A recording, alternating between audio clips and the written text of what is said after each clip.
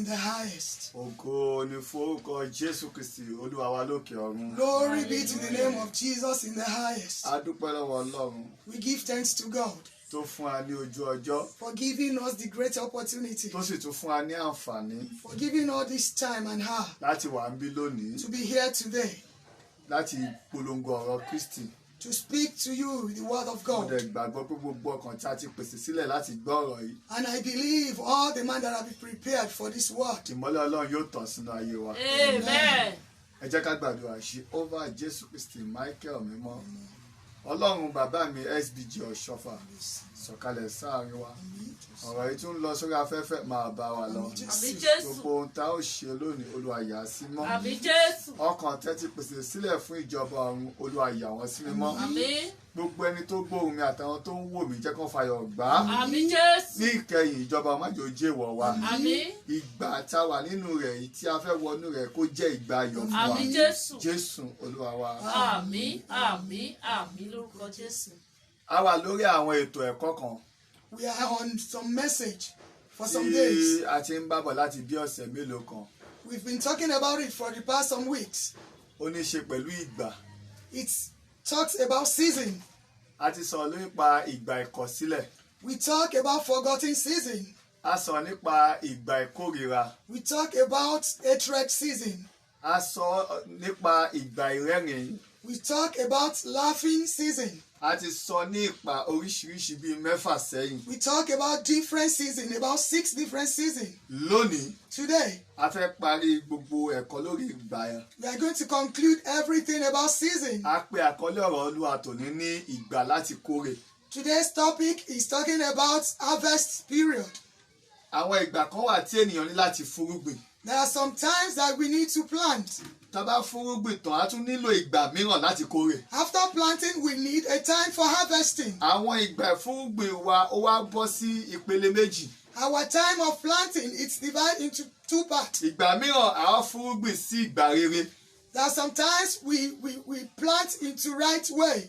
Ìgbà míì a fúrúgbìn sí ìgbà búburú. Sometimes we plant in the wrong way. Ṣùgbọ́n ohun tí mo ní láti sọ fún gbogbo ẹ̀yin tẹ́ ń wò mí tẹ́ sì ń gbọ́ mi. But what I have to tell you people that are watching me today, Ìgbà tó wù kó jẹ́ nínú ìgbà méjèèjì. any season you have planted in this Ìgbà season, méjèèjì ló ní ìgbà ìkórè tiẹ̀. every season's have its time of harvesting, Ìbá ṣe eré tàbí ibi. if for good or bad. Ẹ jẹ́ ká lọ sínú ìwé tí à ń lò láti ìgbà tá a ti bẹ̀rẹ̀ wá. Let's go into the Bible verses that we've been using. Ìwé Oníwàásù orí 3 ẹsẹ̀ 2.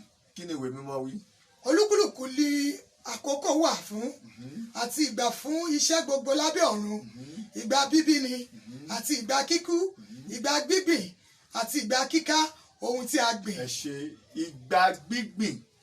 Kí ló ti gbìn? What have you planted? When you don't sow, you cannot reap. Nígbà tí o bá gbìn nǹkan, o kò lè kórè kankan. Now, some people sow a seed of hatred. Àwọn kan gbìn irúgbìn ìkórìíra. Some people sow a seed of wickedness. Àwọn kan gbìn irúgbìn ìkà. Can I shock you with this? Ṣé mo lè ṣe dá ọ láyà? You cannot see a situation whereby a prostitute will be praying for faithful husband. O ò lè rí àkókò tí ó jẹ́ wípé alágbèrè a máa gbàdúrà fún ọkọ olóríire. You cannot see a situation whereby a armed robber will be praying for to work in a bank. O ò lè rí àkókò tí adigunjalè tí ó máa gbàdúrà láti ṣiṣẹ́ ní ilé ìfowópamọ́. Gbogbo tí ẹ̀dá bá fúngbìn láyè òun ló máa padà ká. Whatever we sow, we surely reap it. Tó bá rore sọ́mọlàkejì ẹ, ire máa padà jẹ́ ti If tiẹ̀. you think good about your neighbor, you will surely see good. Tó bá ro ibi sọ́mọlàkejì ẹ, ibi náà ló máa padà wá. If it's in other way, it will come to you. So Bible says a time to be born, a time to die, a time to plant, and a time to pluck up what you have planted. Bíbélì wípé ìgbà gbígbìn, ìgbà kíkú, ìgbà bíbí, ìgbà àti gbin irúgbìn àti ìgbà láti kórè gbogbo tí a gbìn. He never said what somebody else has planted. Kò sọ nípa ohun tí ẹlòmíràn bá gbìn. Here is talking about what you particularly you have planted. Ní bíbá yẹn wọ́n sọ̀rọ̀ nípa ohun tí a gbìn, ó ní a ó kà á. What you do in your youth is what you will cut, what you will harvest in your old age. Ohun tí a gbìn nígbà tí a wà ní èwe, ó ní a ó kà á nígbà tí a bá di ọjọ́ ogbó. What you do in your university time is what you will harvest after your university. Ohun tí a bá ṣe ní ilé ẹ̀kọ́ gíga, òun náà ni a ó kórè nígbà tí a bá jáde. Bí o ti ń gbọ́ ohùn mi lọ́wọ́lọ́wọ́, As you are listening to my voice, níbo ló fúrúgbìn dé? where have you planted Kí ni them? nǹkan tó ń dóde láti ká? What are the things you are expecting to Ìjẹ́ harvest? arẹ́ni tó gbin tòmátò tó fẹ́ ká iṣu? Is there anyone that planted tomato that want to harvest yam? Tàbí ọrẹ́ni tó gbin iṣu tó fẹ́ ká tòmátò? Like someone that plant yam that want to harvest tomato. Ọ̀nà mẹ́ta la fi ń fúrúgbìn. We plant things in 3 ways. Ọ̀nà àkọ́kọ́, In first way, a máa ń fúrúgbìn sí Ọlọ́run ọba àwọn ọba. we plant things to God. Nígbà ṣíṣe yìí, a ó máa fi nǹkan fún Ọlọ́run nígbà tá a ò rí Ọlọ́run. By doing this, we are giving things to God without seeing Him. Ìyẹn ni pé ènìyàn fúrúgbìn fún Ọlọ́run. That means we are planting things to God. Bíbélì sì sọ wípé The Bible says kí a má ṣe tàn yín jẹ. we should not be deceived.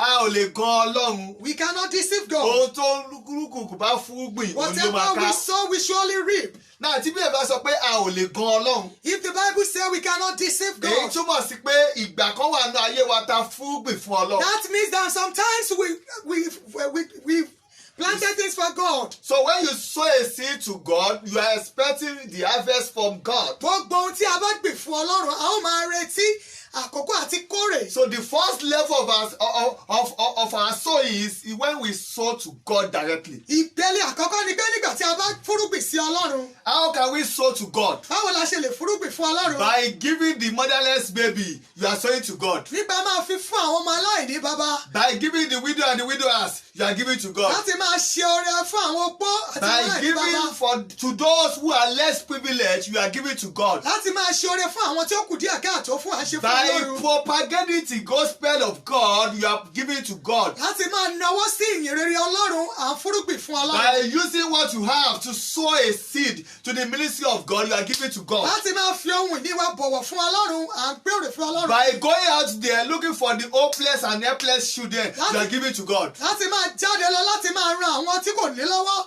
à ń fúrúgbìn fún The Ọlọ́run. first thing you sow is when you sow to God. Ohun àkọ́kọ́ ni pé láti fúrúgbìn fún Ọlọ́run. And automatically, it is only God that will give you the reward. Ọlọ́run nìkan ló sì lè fún wa ní ẹ̀san. I speak this to your life. Mo sọ̀rọ̀ ìsínú ayé For rẹ everything that you have planted, fún gbogbo ohun tí o ti fúrúgbìn. if you can shout a wonderful amen, Tí o bá lè kégbe àmì, my God will surprise you in the mighty name of Ọlọ́run yóò Jesus. jẹ́ Ọlọ́run lórúkọ Amen. Jésù. The second level of sowing is when you sow to man. Ohun ìpele kejì ni wípé láti fúrúgbìn sí àkókò Ọlọ́run Fún ènìyàn. fún ènìyàn. So this is from man to man.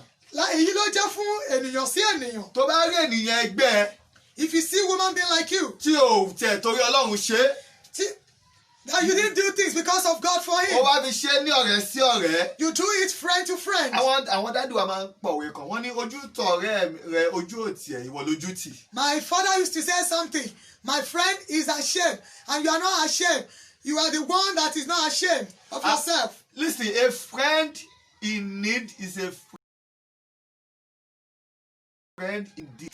Ìṣòro òun gangan ni ọ̀rẹ́. Now, when you sow a seed to the life of a man, you are expecting reward from the same man again. Tí o bá fúrúgbìn sínú ayé arákùnrin bíi tirẹ̀, òun retí àti gbà padà ní ọwọ́ rẹ̀. The third level of seed sowing is when you sow to Satan. Ìpele kẹta ni wípé tí a bá fúrúgbìn sí àkótó èṣù. A lot of us are sowing to Satan. Ọ̀rọ̀ àfúrúgbìn sí àkó Sátánì. When you sow wickedness, you sow to Satan. Nígbà tí a bá fúrúgbìn ìkà, a fúrúgbìn sí àkótó èṣù. When you sow wickedness, that means Tí a bá fúrúgbìn ìkà ní agbára.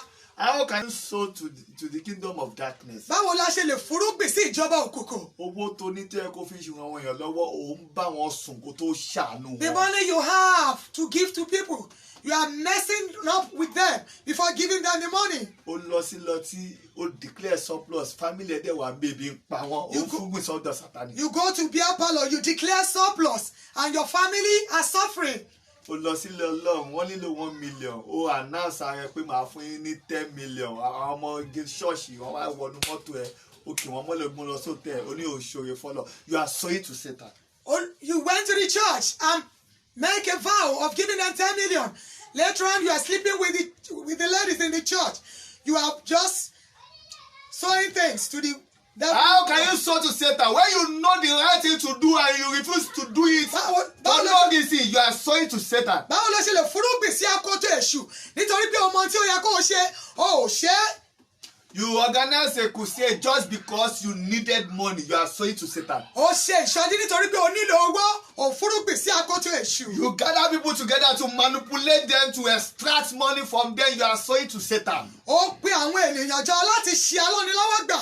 Ó ṣe ìpèsè fún ìjọba Ṣátánì. But no matter what you sow, the season of harvest will surely come. Kò sí ohunkóhun tí o bá gbìn, àkókò ìkórè ń bọ̀ láti kórè ẹ̀. Ìbá ṣe rere tàbí bí èrè iṣẹ́ rẹ ni ìwọ yóò gbà. Èrè ń bọ̀. You are going to sow. You are going to reap whatever you sow. Galatians chapter 6 verse 7 and 8. Ìwé Gálátíà orí kẹfà ẹ̀ka láti ẹsẹ̀ keje sí ìkẹjọ. Kí a má ṣe tàn yín jẹ. Kí a má ṣe tàn yín jẹ. A kò lè gan Ọlọ́run. Yes. Nítorí ohunkóhun tí ènìyàn bá fúrúgbìn. Ohunkóhun for everything that man sow. Tí ènìyàn bá fúrúgbìn. Òní yóò ká. That same thing is what you will reap in the head. Èèyàn kan ní diabetes. Someone have diabetes. Wọ́n ní iṣẹ́ ayé ni. They said it's worldly things. Mo wọnú ọ́fíìsì mo lọ gbàdúrà fún. I went to my office and prayed for him. Mo ní dáadé Olúwa sọ fún mi pé. I tell to me that God Ṣé lè says. ṣàlàyé bí ẹ ṣe ṣe ìgbẹ́ ìwé yín? Can you tell me the way you use your youthful Sọ fún mi time? pé ibi tó ń mọ ti dé àwọn máa ń ṣe competition. Pé òun máa ń gbà mẹ́ta kó tó sinmi. He said he drank a lot. He do go for competition of drinking. When you drink a lot of beers, all this beer will sink into your life and it will reflect in the narrative. Ṣé o bá mu ọtí àti para jù? Ó máa sá pamọ́ sínú àgọ́ ara rẹ di ọjọ́ ogbó ni. Now, he now gave his life to Jesus Christ. Ṣé fún Ọlọ́run nígbà tí ó di He ọmọ ọgọ́ta stopped ọdún? drinking at the age of 60 years. Ó fi ọtí sílẹ̀ nígbà tí ó pé ọmọ ọgọ́ta ọdún. Then getting to 65, all these things shot together and become another thing to his life. Nígbà tó máa di ọmọ ọdún márùnléní àádọ́ta, gbogbo nǹkan wọ̀nyí jẹyọ ní ara rẹ̀. Ayé wà mí ní kò sáyé. There is things in life. See, there are wickedness in this world. Ìkà wà nínú ayé yìí. I don't deprive that. Mi ò jiyàn ẹ̀. But when you drink a lot of drinking, when you turn to a drunkard, you are killing your destiny gradually. Nígbà tí o bá mu ọtí àmupara, ò ń pa ògo rẹ díẹ̀díẹ̀. At the age of 60 or 40 less, 65, 40 bẹ̀rẹ̀ ẹ̀sán, ó wá padà ní diabetes. Ó láyé ló ṣe ẹ́. At the age of 60, you said you are no more drinking again. You now have diabetes. You now said there is humiliation in life. I had a encounter with a man. He said, I can never leave smoking till I die. Mo ní ìdojúkọ láti bá ẹnìkan sọ̀rọ̀. Ó ní pé mi ò lè fi sìgá sílẹ̀ títí tí màá fi kú. Yet, he damaged his own liver. Síbẹ̀, ó bà kíndìnrín rẹ̀ jẹ́. Ayé kọ́ ló bà liver ẹ̀ jẹ́. Ohun tí ó ń kọ̀ láti fi sílẹ̀ ló ṣekú pa. It's not the evil one that spoil his liver.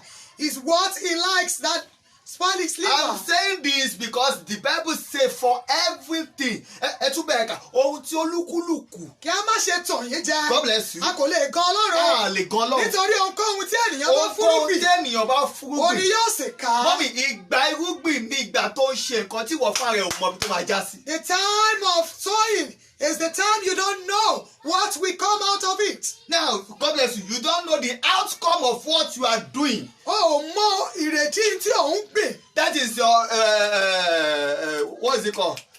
Sowing period. Ó jẹ́ àkókò tó ń fúrúgbìn. But by the time you harvest, Ṣùgbọ́n ní ìgbà tí o bá kórè, hey, you will know that this is what I have sowed. wàá mọ̀ wípé ohun tí mo gbìn ní eléyìí. Ẹ má ṣe tọ̀ yín jẹ àlè gan Ọlọ́run. Ohunkóhun tó lúkúlùkù bá fúrúgbìn, kí ni wọ́n ti fúrúgbìn? We cannot deceive God because whatever we surely sow, we will reap. You enter a church, you don't see the progress of the church, but you see the problem of the church. You will reap it.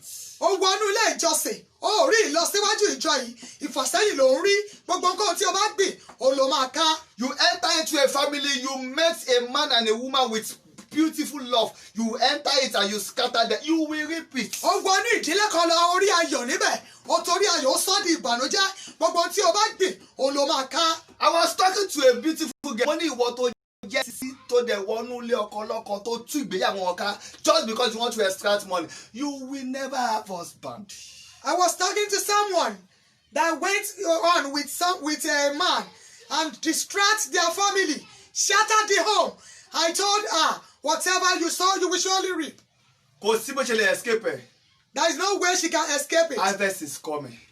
Ìgbà ìkórè ń bọ̀ fún. Tí ìgbà ìkórè bá wá dé. When the harvest time came. Ṣé ó máa bọ́ sí ìdùnnú ni àbí ó máa bọ́ sí ìbànújẹ́? Is it going to be for joyous time or sadness time for her? Mo gbàdúrà fún ẹ tó ṣàná. I pray for you today. Ìkórè ẹ ó máa bọ́ sí ayọ̀. Your harvest time will turn to joy. Lẹ́yìn tí àgbẹ̀ bá fúrúgbìn, nǹkan ṣoṣo tó tún wà ní ọpọlọ àgbẹ̀ ní ọjọ́ ìkórè. When the harvest are sown, whatever it will be want, you will be waiting for the harvest time to come. It can take a farmer to be waiting for 5 years, 3 years, 2 years, 1 year, 3 months. He will surely harvest. Ó lè gba àgbẹ̀ ní àkókò ọdún kan, oṣù kan, ọdún mẹ́ta, ṣùgbọ́n ó máa kórè ṣáá. You have suffered enough in that same poverty. I speak, your harvest will come. Ó ti jìyà púpọ̀ nínú ìpọ́njú, ṣùgbọ́n àkókò ìkórè ayọ̀ rẹ̀ dé. You have sown a seed, you have do good, very, very good, but nobody reward you. Your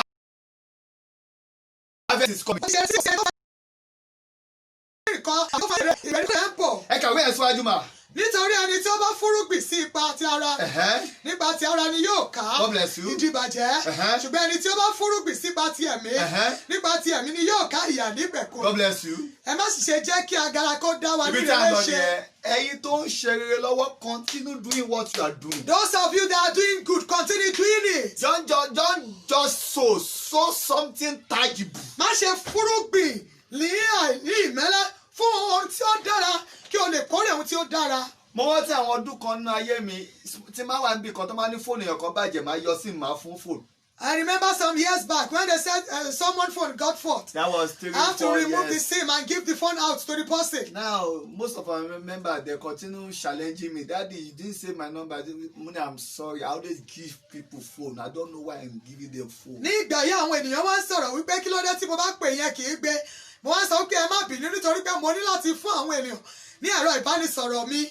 I hate someone to tell me that I don't have this, I don't have that. If I have it, I will release it. Mo kórìíra kí ènìyàn sọ pé mi ò ní nǹkan báyìí, mi ò ní nǹkan báyìí. Tí mo bá ní mo máa By fún. the time I'm doing it, I don't know that I'm sowing a seed. Nígbà tí mò ń ṣe eléyìí mi ò rò wípé mò ń fúrúgbìn. When the time the harvest comes, Nígbà tí àkókò ìkórè dé. somebody took me to where they are selling for. He said the Spirit of God said you should just point to a phone and I will buy it. Ẹnìkan wá mú ní Olúwa sọ wípé kí n mú ẹ lọ síbi tó ti máa ra ẹ̀rọ ìbánisọ̀rọ̀. Mo dẹ̀ lọ síbẹ̀ lóòótọ́, mo yan ẹ̀rọ ìbánisọ̀rọ̀ tó wù mí. Mommy, with that same situation that you are passing through, your harvest is coming. Nínú àkókò ohun tó ń dojú kọ yìí, àsìkò ìkórè rẹ̀ bọ̀. Let us check verse 9. And let us not be weary in well doing, for in due season we shall reap if we fainted not. Ẹ má ṣe jẹ́ kí agara kó dá wa ní rere ṣe, nítorí àwa kò lè kà nígbà tí àwa yóò kà nígbà tí àkókò bá dé bí a kò bá ṣe àárẹ̀. Mommy má jẹ́ àṣàrẹ̀. Àmín Jésù. Don't let me. Àkókò náà ti súnmọ́lé. Don't be too. Ó ti ṣòwò, èrè ẹ ti dé. It's time for you to harvest. Bó dẹ̀ ṣe ń ṣàmì ilẹ̀kùn oríire ẹ ṣí. Our door of blessing will open. Ilẹ̀kùn atamátàsé ó ṣí fún Your ògo door of rẹ̀. prosperity will open. Ilẹ̀kùn ìbùkún ó ṣí fún ògo Your door rẹ̀. of blessing will open. How can you enjoy the season of harvest? Báwo ló ṣe lè gbádùn àkókò ìkórè? Number 1, Àkọ́kọ́, harvest period is a period of joy over joy. àkókò ìkórè ó jẹ́ àkókò ayọ̀ ní ẹ̀kúnrẹ́rẹ́. Psalm 118 verse 24. Ó jẹ́ àkókò tí ènìyàn á ń yọ̀. Èyí lọ́jọ́ tí Olúwa dá, àwa yóò máa yọ̀, inú wa yóò sì máa dùn nínú rẹ̀. Mommy, when you don't know how to be filled with the joy of God. Tí ọ̀hún ṣe kún fún ayọ̀, àkókò ò lè ní ẹ̀kúnrẹ́rẹ́ ayọ̀ náà. Another Bible says, in the presence of the Lord, there's fullness of joy. Ní iwájú Ọlọ́run ayọ̀ rẹ̀. So the first thing you have to be filled with joy. Ohun àkọ́kọ́ láti jẹ̀gbádùn àkókò ìkórè Ọlọ́run, o ní láti jẹ́ kí ayọ̀ kó kún inú ọkàn rẹ. Number 2, don't neglect the poorer.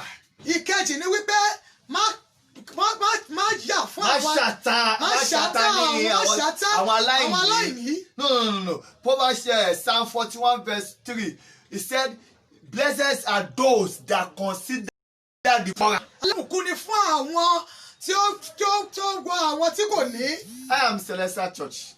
Wọ́n jẹ́ ọmọ ìjọ mímọ́. And I'm confident to say it at any time. Ó dá mi lójú, mo sì lè sọ. And I always say it in this platform that I want to die as celestial man. Mo ní láti máa sọ wípé mo fẹ́ kú gẹ́gẹ́ bí ọmọ Celestial. Now, during our harvest period, Ní àkókò ìkórè wa, we have welfare department. a ní àwọn ènìyàn tó ń tọ́jú àwọn ènìyàn.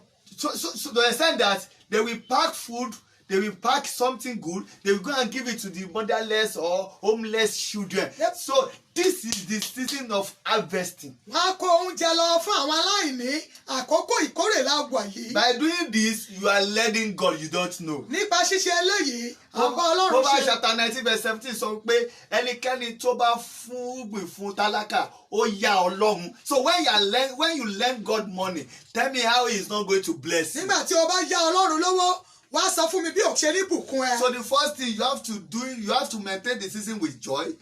Number 2, you have to maintain the season by giving out to the poor. Ohun àkọ́kọ́ ni wípé o gbọ́dọ̀ ní láti jẹ́ kí ayọ̀ kó kún inú rẹ.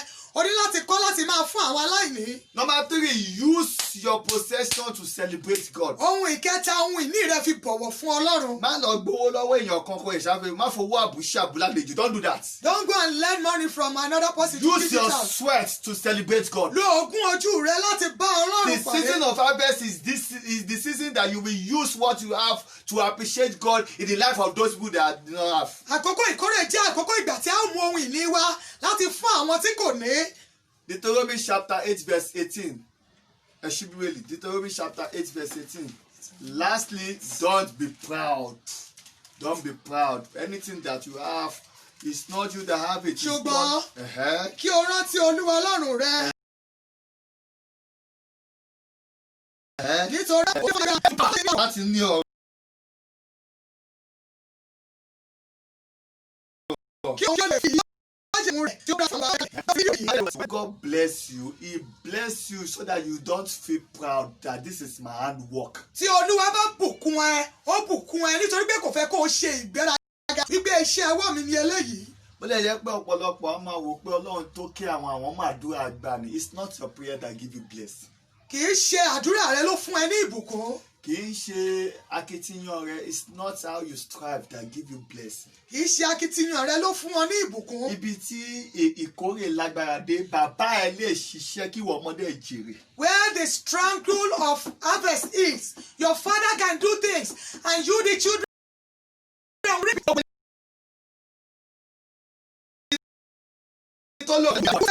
Orí títì ló wà, gbé ọwọ́ ẹ lórí kò ṣe ọmọ yàrá fi ṣe ìdágùn nínú ayé yìí. Bí Solomon bá jẹ ìfà Dáfídì, wọ́n tó ṣàmílẹ̀ méjì ó yá lọ jẹ̀fà ẹ̀ ló kọjá. Àmín, àmín, àmì wo lélẹ́yìí? àmín, àmín, àmín, àmín, àmín lórúkọ Ẹ pàṣẹ Bíbélì jẹ́ wípé pé Dáfídì ti parí ogun.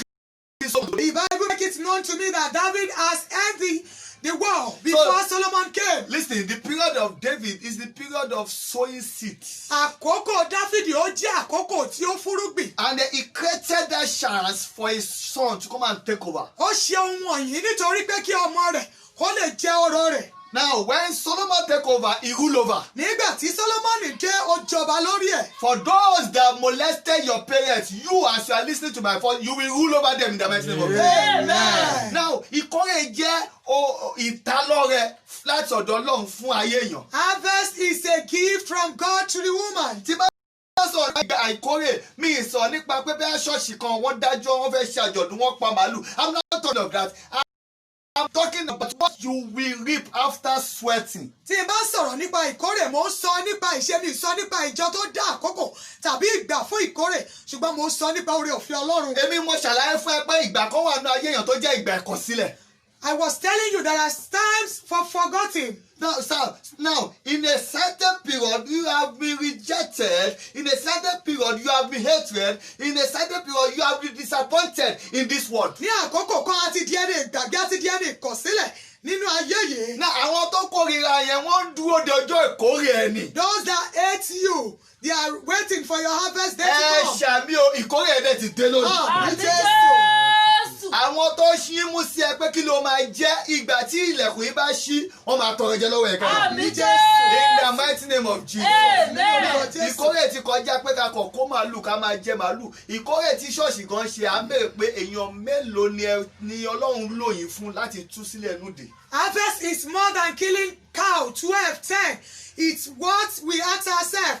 Who are the people that you give salvation? Amen. Amen. Ohun mẹ́ta ló máa ń ṣẹlẹ̀ sáyé èèyàn tí èèyàn bá dá sí kòkòrè. There are 3 things that happen during harvest. Gbogbo owó tó bá ti wọnú májẹ̀mú yìí ó ti wọ ní ìgbà ìkórè. Everyone that have not entered into this covenant, you have not entered into harvest time. Ohun àkọ́kọ́. First thing, When you are in your harvest period, you will experience divine multiplication. nígbà tí o bá wà ní ìgbà àkórè rẹ, ó ní àwọn nǹkan ìlọ́po. Ìlọ́po, God bless, sọ pé ìlọ́po. Ìlọ́po. Àwọn kan ní everything na double. This is not double. This is triple. Gbogbo nǹkan ní ìlọ́po ni ó já sí ní àkókò ìkórè. Now let's look at this. Genesis chapter 26. Ẹ jẹ́ ká wo ìwé Genesis orí ìkẹrìndínlọ́gbọ̀n. Verse 12 and 13. Let me read. Then Isaac sowed in the land and received in the same year 100-fold. And the Lord blessed him. And the man was great and went forward and grew until he became very great. Can you read? Verse 12 and 13. Nígbà náà ni Ísákì fúrúgbìn. Ó fúrúgbìn ní ilẹ̀ náà. Ó sì rí ọrọ̀. Náà ìgbà tí ìkórè ìfúrúgbìn máa dé, ó rí ọrọ̀ ọ̀run. Ó rí ọrọ̀ ọ̀run mú ní ọdún náà.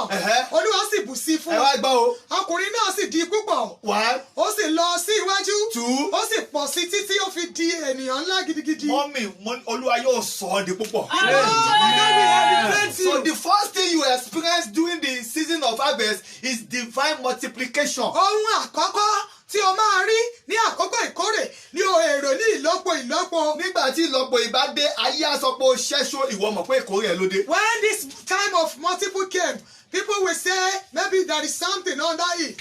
Gbogbo ibi tí ìlàgùn ẹ ti lọ lófo, ó yá lọ kéré padà bọ̀ mẹ́. In the mighty name of Jesus. Amen. The second thing you will experience favour that terminates labour. Wà á rí ojú rere èyí tí ó kọjá ìlàkàkà. Orí ẹ pé tún sọ lẹ́ẹ̀kan sí. Wà á rí ojú rere tí ó kọjá ìlàkàkà rẹ. Gbogbo ìlàkàkà rẹ ó máa bọ́ sí ayọ̀. Àmín Jésù. Èèyàn kan ò ṣàmì, ó máa bọ́ sí ojú rẹ. Àmín Jésù. John chapter 4 verse 36 to 38. Jòhánù orí kẹrin ẹsẹ̀ kẹrìndínlógójì títí dé ẹsẹ̀ kejìdínlógójì. And he that reapeth receive wages and gather fruits unto the life eternal, that both he that soweth and that reapeth may rejoice together. Verse 7. And herein is that saying truth. One soweth and another one reapeth. Verse 38. I set you to reap whereon ye bestowed no labor. Other men have labored, and ye have entered into their labor. Ẹni tí ń kórè gba owó ọ̀yà, ó sì ń kó èso jọ sí ìyè ànípẹ̀kun, kí ẹni tí ń fúrúgbìn àti ẹni tí ń kórè lè jọ máa yọ̀ pọ̀. Nítorí nínú èyí ni ọ̀rọ̀ náà fi jẹ́ òtítọ́. Ẹnìkan ni ó fúrúgbìn. Ẹnìkan ló fúrúgbìn. Ẹlòmíràn yóò sì kórè jọ. Kí ló ṣe ẹnìkan tó fúrúgbìn tẹ́lómi wá kórè? Ó mì pé you will receive labour without you will receive favour without labour. Èyí túmọ̀ sí wípé wàá kó ayọ̀ láì ṣiṣẹ́ fún. Kàwé ẹ̀ síwájú mà. Mo rán yín lọ kórè ohun tí ẹ kò ṣiṣẹ́ fún. Mọ́mì, ó máa jẹ̀fà ìlágùn òbí ẹ̀. Àmín Jésù. Àmì yẹn kẹ́ you will receive live the grace of your parents. Amen. It's not as if your parents did not labor. They labor till they leave this world. kì í ṣe wípé àwọn òbí rẹ kò ṣiṣẹ́ wọ́n ṣiṣẹ́ títí tí wọ́n fi fi ayé yìí sílẹ̀. But I'm assuring you now, ṣùgbọ́n mo fi ń dá ọ lójú in wípé this season of harvest, ní àkókò ìkórè yìí there shall be a favor that will terminate your wàá rí labor. ojú rere tí ó máa kọjá iṣẹ́ With rẹ. your wonderful amen, oh yeah, go and experience it. Amen. In the mighty name of Jesus. Amen. If you be matter, Harvesting is very okay. tí wọ́n bá fúrúgbìn fún Ọlọ́run, ayọ̀ ńlá wà ńbẹ̀ o. Sowing, there is great joy Ó ní àwọn inside. kan ti ṣiṣẹ́, Some have worked. wọn ò lówó ọ̀fẹ́ àti jèrè. They don't have the infantry Ó wá to ní reap it. ìwọ Olúwa ṣe ìyàdé gbọ́. And he said, I have also day. Go and reap where you did so. You are my interpreter. Hello. Hi. You also mention your name. Èmi Olúwa ṣe ìyàdé gbọ́. Màá jẹ ìfà níbi tí mi ṣiṣẹ́ sí. I will reap where I did so. Hallelujah. Amen. The third thing you will experience in this season Ohun ìkẹta tí o máa ṣe ní is divine announcements. àánú tó kọjá tó polongo. Ìpolongo láti òkè wá. Matthew chapter 26. Mi ní fẹ́ ká ka bẹ̀ yẹn gan so ẹ jẹ́ ká kà because of our time. Matthew 26 verse 6 to 13. Tí Jésù sì wá sí Bẹ́tánì, Símọ́nì adẹ́tẹ̀, obìnrin kan tó wá tí ó ti ìgò òróró ìkúnra alábà iyebíye, ó sì dà á sí lórí. Ó dà sí lórí. Bí ó ti jókòó tí ó ń jẹ. Kàwé. Ṣùgbọ́n nígbà tí àwọn ọmọ ẹ̀yìn rẹ̀ rí i, inú wọn ru. Inú wọn bàjẹ́. Wọ́n wí pé nítorí kí ni a ṣe ń fi èyí ṣòfò. Àbá ṣáàtà Ó yẹ ká ìwà yìí. tà. They knew the value of that anointing. And then I say you shouldn't waste this thing. Èèyàn da owó lé Jésù lẹ́sẹ̀ ìwọ sọ pé waste ẹ̀. Ó ń fúrúgbìn ọjọ́ ọ̀la ẹ̀ ni. Hello, anything you have put down in the name of our Lord Jesus Christ, you will reap it in 100-fold. Ẹ kàwé ẹ̀ síwájú mà. Àbá ṣáàtà ìkúnra yìí ní owó iyebíye. Àbá sì fi fún àwọn tálákà. Kàwé. Nígbà tí Jésù mọ̀, Dàtú Jésù mọ̀. ó wí fún wa pé èéṣe tí ẹ̀yin fi ń bá Kí obìnrin ló náà dé wí. yín tẹ́ fẹ́ bà ọjọ́ ọ̀la arábìnrin jẹ́? Nítorí iṣẹ́ rere ló ṣe sí mi lára. Kàwé. Ní ìgbà gbogbo Ẹgbà o. lẹ́yìn ṣáà ní Ẹ tálákà ti ní tálákà. pẹ̀lú yín. Kàwé. Ṣùgbọ́n ẹ̀yin kò ní mi Ẹ ní ní mi. ìgbà gbogbo. Kàwé. Nítorí náà ni èyí tí obìnrin yìí dà òróró ìkúnra yìí sí mi lára. Ó ṣe é fún sísìnkú mi. Lóòótọ́ ni mo wí fún Ẹ wá gbọ́ o. níbikíbi tí a bá gbé ń wàásù For rere yìí. everywhere that we are preaching the gospel of Jesus Ní Christ. gbogbo ayé yìí. Níbẹ̀ pẹ̀lú ilé ó sì ròyìn èyí tí obìnrin yìí ṣe ní ìrántí rẹ̀. Hello, when you sow into the life of our Lord Jesus Nígbà tí Christ, a fúrúgbìn sínú ayé Jésù Kristi there Olúwa wa. will be a divine announcement. A ó rí ohun rere.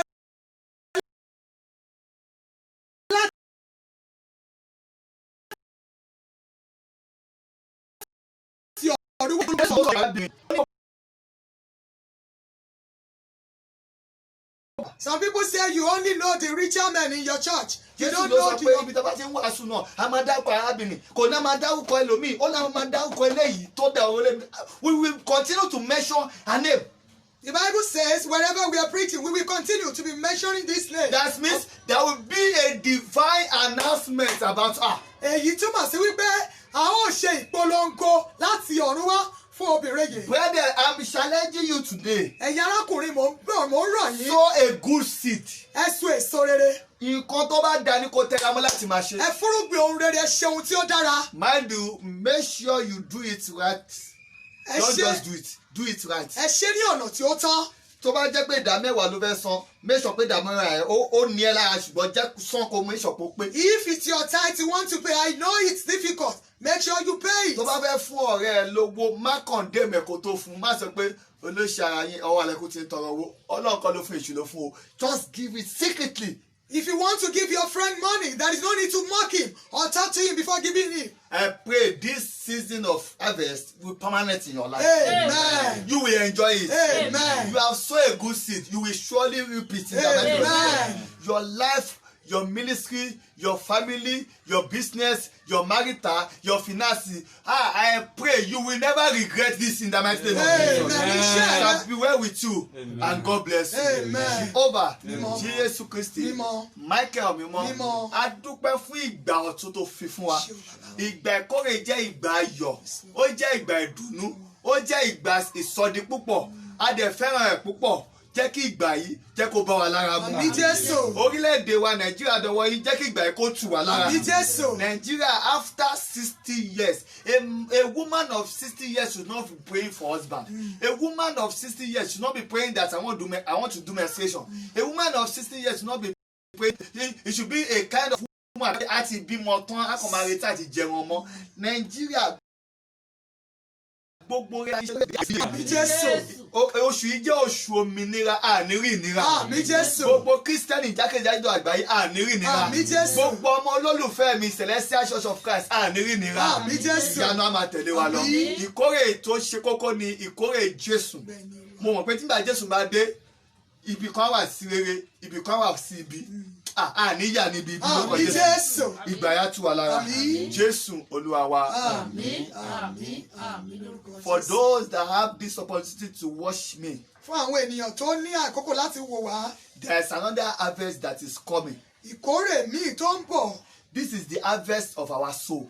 ìkórè ọkàn wa. God is coming. Ọlọ́run ń bọ̀ kánkán. Our Lord Jesus Christ is coming. Jésù Kristi ń bọ̀ kánkán. According to John chapter 14, mo ń lọ láti lọ pèsè àyè sílẹ̀ fún yín pé níbi tẹ́mi bá wà kẹ́yìn kó lè wà. He is coming back again to come and reap us. Jésù ń padà bọ̀ láti kó àwọn àyànfẹ́ rẹ̀. Now, when you want to maintain this season of harvesting, Tí a bá fẹ́ ṣe ìmúlò àkókò yìí, àkókò ìgbàkórè yìí, àkókò ìgbàkórè yìí, this is the season that you need to run away from your sin. ìgbà yìí gangan ló ní láti yà fún ẹ̀ṣẹ̀. Jesus Christ can come at any time. Jésù lè dé ní ìgbàkúgbà tí ò Èmi retí. tí mò ń bẹ́ẹ̀ sọ̀rọ̀ yìí, Me that I'm talking to you. mò ń gbàwẹ̀, mò ń gbàdúrà pé nígbà Jésù bá dé kó lè rí mi mú. I'm praying, I'm fasting that when he appear, he may take me home. Tá máa sọ ìwọ tó ń gbọ́ mi níbi tó ti ń mọtí lọ́wọ́. Not talk of those that are drinking in beer parlor. Ìwọ tó ń gbọ́ mi níbi tó ti ń gbowó ta lọ́wọ́. Those of you that are taking money outside. Ìwọ tó wà ní hòtẹ́ẹ̀ tó fẹ́ mọ́mọ́ wọlé tó ń gbọ́ mi Those lọ́wọ́lọ́wọ́. of you that are doing adultery.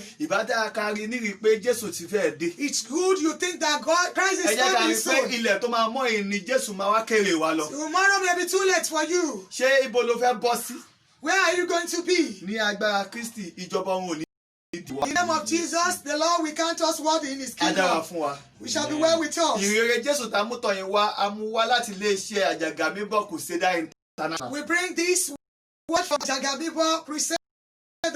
Ní ẹ̀ka ìjọ CCC Oníbọ̀rẹ̀ Parish 1 Our church is at CCC Onibuore Parish 1. ní Agbélékalẹ̀ Abúlé Ẹ̀gbá. It's at Agbelekale Abule Egba. Phone number wa is 08026126425. You've had our phone number. And ẹ lè check wa lórí Olúwaṣeyì Adégbọ́ lórí Facebook. You can